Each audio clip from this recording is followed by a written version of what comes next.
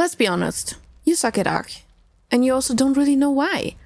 Well, I give you 7 reasons today why you suck at ARK and how you can get better. So friends, let you join that tribe.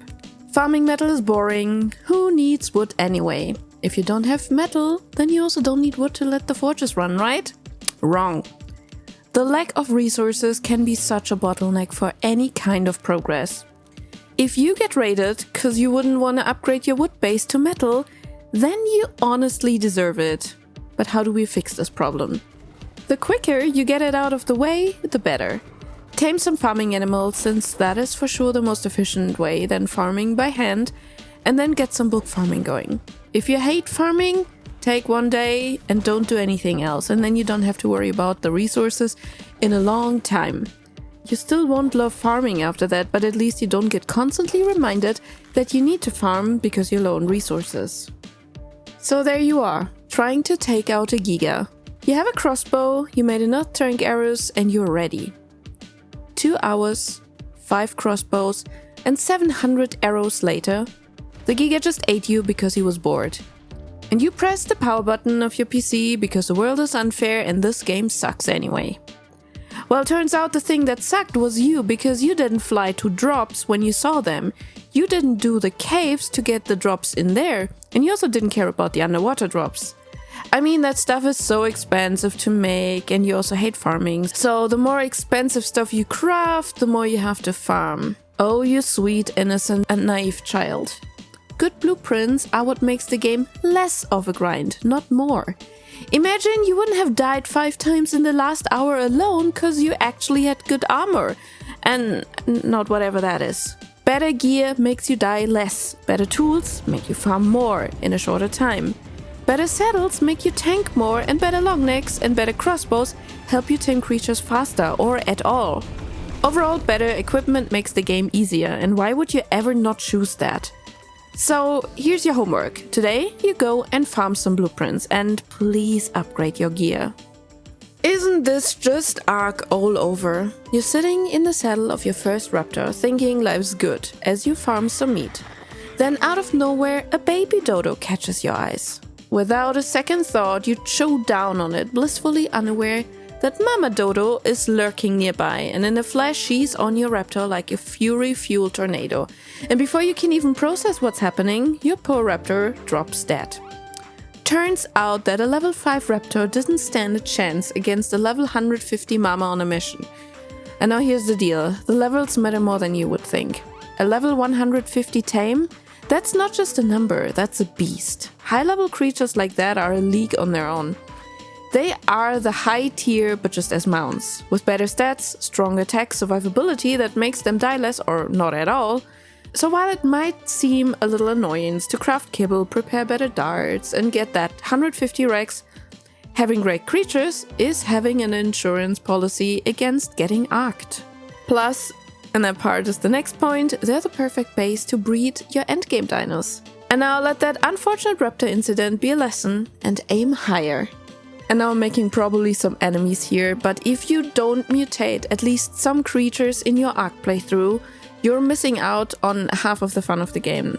Creating creatures with your own time and skill that are better than anything you could ever tame gives you a sense of agency and autonomy, because now it's in your own little dirty polygon hands if you win or if you fail. As you can tell, this part is my favorite in the game, and I have no idea how anyone would ever skip breeding and mutating their own creatures.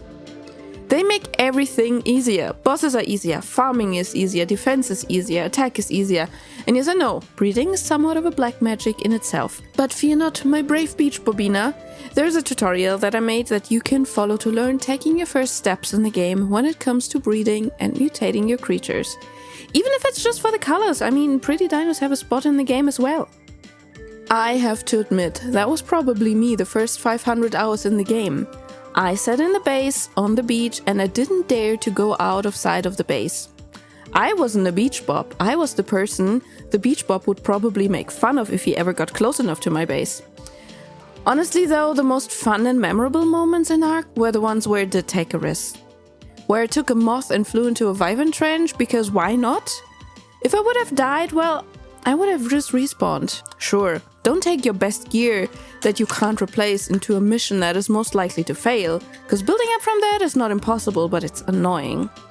But honestly, go into that cave, try to kill that Rex that's on the beach lurking at you, and try out the bosses with the creatures you have. You fail? Who cares? You can replace it. Make those memories alone or with your friends. Laugh, curse, or yell with each other, but try yourself out and become more confident in the game. I see you there. 500 oxygen? And all that food? What did you take when you decide to level your character like this? Oh, you were annoyed because you were hungry all the time. So what were you eating? Oh, berries. Huh. Well, you kinda messed up your character, cause, see, the points you get are limited. You won't just continue to level. At some point, you got all your levels and then you gotta live with it, or you just reset your points. But what would I suggest to level? And since we're in ASA, we can't level in movement speed, bummer. But what we can do is leveling some fortitude.